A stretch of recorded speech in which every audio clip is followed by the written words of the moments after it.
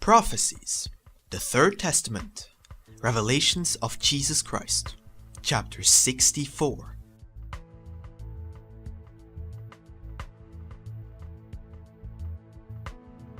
The fulfillment of old and new prophecies. Thus saith the Lord, that of which the prophet spoke will be fulfilled in this era. My new word will come to philosophers and theologians, and many of them will mock it, while others will be scandalized by it. Yet, when that happens, their astonished eyes will behold the fulfillment of the prophecies that I have now announced. Those prophets of past times received no consecration or authorization whatsoever on earth. They were not obliged to submit themselves to any authority, and were satisfied to obey the dictates of their Lord, who put his words on the lips of those he had chosen. Full of faith and courage, nothing could stop them from their mission of teaching my law to the people and separating them from religious fanaticism, making them understand the indolence and errors of the priests. Humanity, thus the pain, misery, and chaos that envelops you in these days seem unexpected?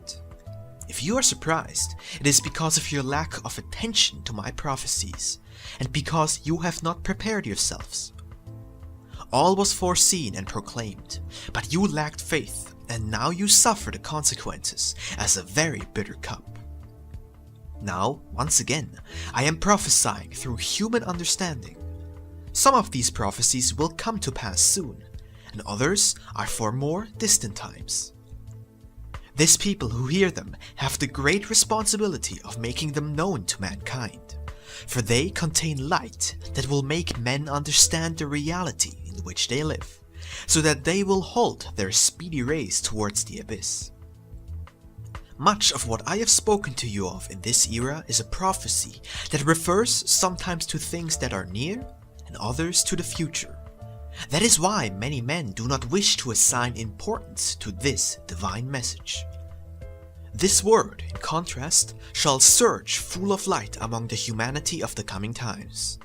In it they will see and find great revelations, whose exactitude and perfection will leave the men of science astounded.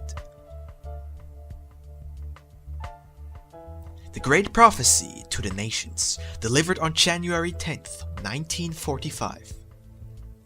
I now speak to the nations of the earth. You all have my light. With it you will reflect on the fact that you have come to take lives as though you were their owners.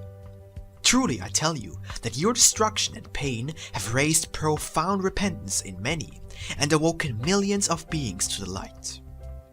They now seek and invoke me, and from them a clamor arises to reach me, asking, Father, can it be that the war will not end in 1945, and that you will not come to dry our tears and bring us peace?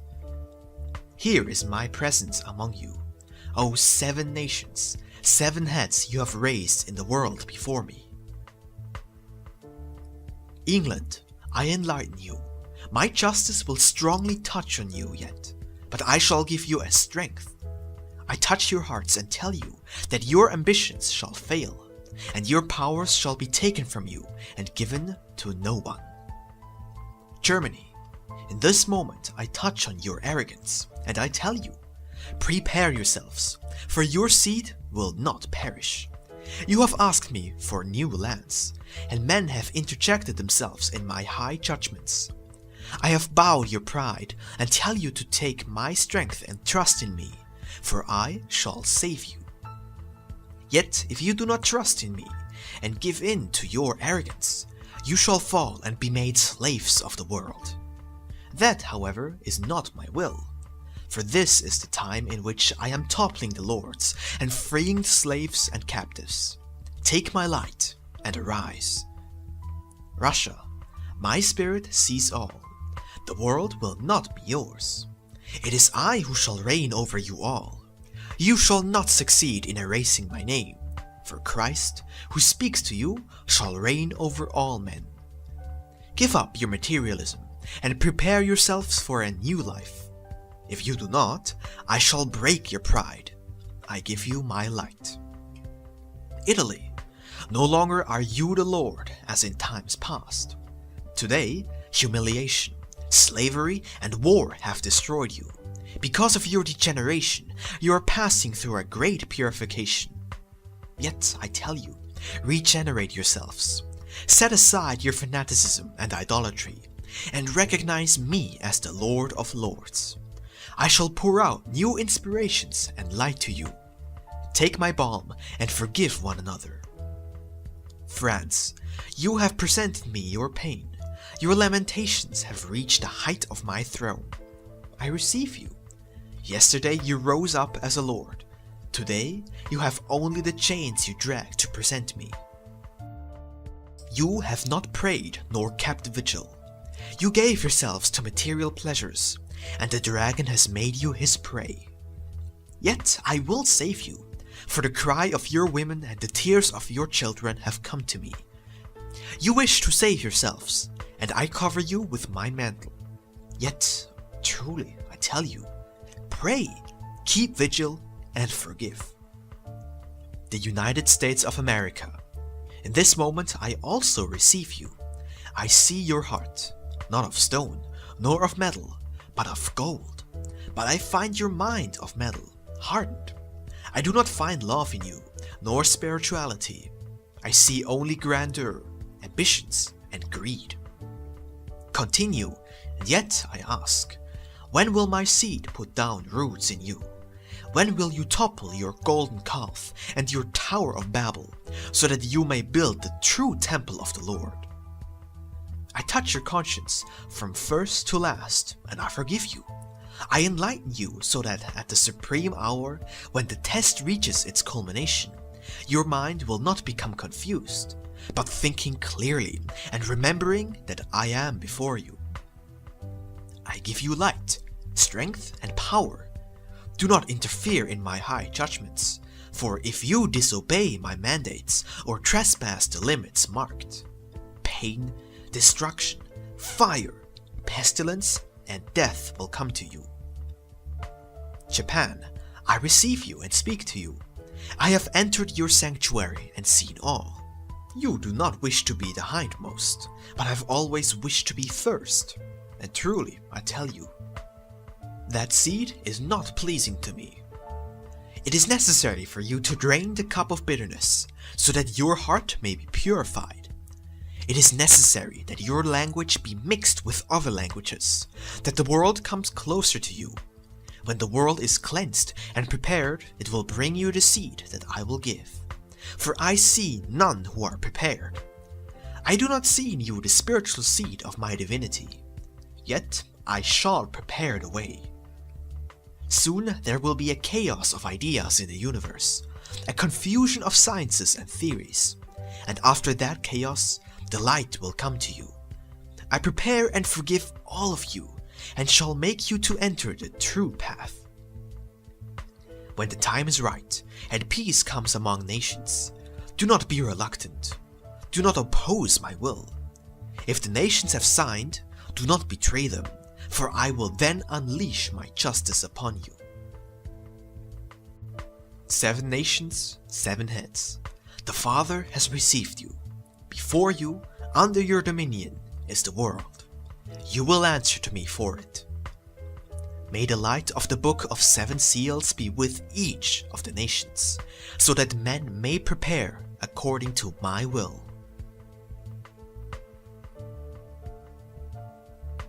Wars and natural catastrophes, signs in the heavens.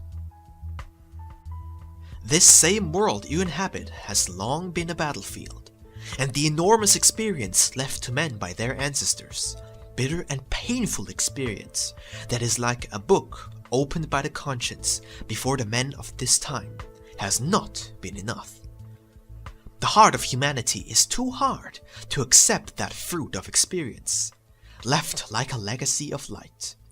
All that they have inherited from their ancestors is the hatred, arrogance, resentment, greed, pride, and vengeance transmitted to them by their blood.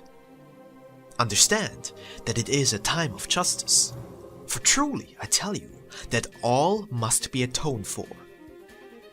The earth itself cries out at the poor use made of it, and the elements by man. All that has been destroyed, it shall demand of you, making men realize that they were made by the Creator for the purpose of love, and that the only will that could destroy them is that which protects, cares for, and blesses them. I am leaving you this message, that you must carry beyond the seas. My word will cross the old continent and come to the men of Israel, who have risen in fratricidal war over a piece of land, without realizing the poverty of their spirits. You cannot understand the trial through which the world will pass. All await peace, and that will only come after the elements have given testimony of me. My elements shall be unleashed and desolate the lands. The men of science will discover a new planet, and the rain of stars will illuminate your world. But this will not bring disasters to humanity, but only announce to men the coming of a new era. I have already revealed to you that my people are scattered across the earth, and so the seed of spiritualism is disseminated around the globe. Today, you are disunited and do not even recognize each other due to truly petty issues. Still, when the materialist doctrines come to threaten to invade all of you, then all who think and feel with the Spirit shall identify yourselves. When that time comes, I will give you a sign by which you may recognize each other, something that all will be able to see and hear in the same form. And so, when you bear witness to one another, you will marvel and say, "It is the Lord who has visited us." Prophecy concerning the schism in the Mexican communities. Hear me, people, and rise up to comply truly and worthily with my word. I see sadness in your heart, for you are foreseeing that not all these multitudes will adhere to the law I have written in your consciences. Yet I tell you, as in the first era, the people shall divide. I have spoken much with you, and have marked out only one path for all. I tell you, therefore, that a judgment will come upon this people, when the day marked by the will of your Father, as the end of these manifestations comes, if some of my children disobey me. I have come to you as a liberator in this era, showing you the road in the desert, the spiritual journey of the struggle for liberation and salvation, finally announcing you the promised land, which is peace, light, and the happiness of the Spirit.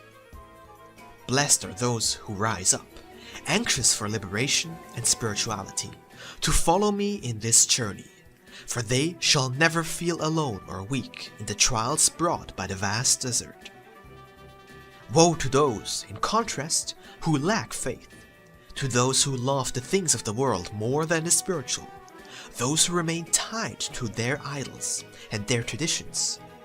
They, believing they serve me, will be the subjects of Pharaoh, which is the flesh, materialism, and idolatry.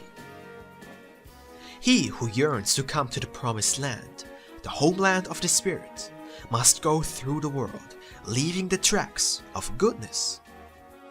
Approach on that road, and do not fear, for if you base your hope in me, it shall be impossible for you to be lost. And if you do fear or lose trust, it is because your faith is not absolute. For I tell you that he who wishes to follow me must be persuaded of my truth,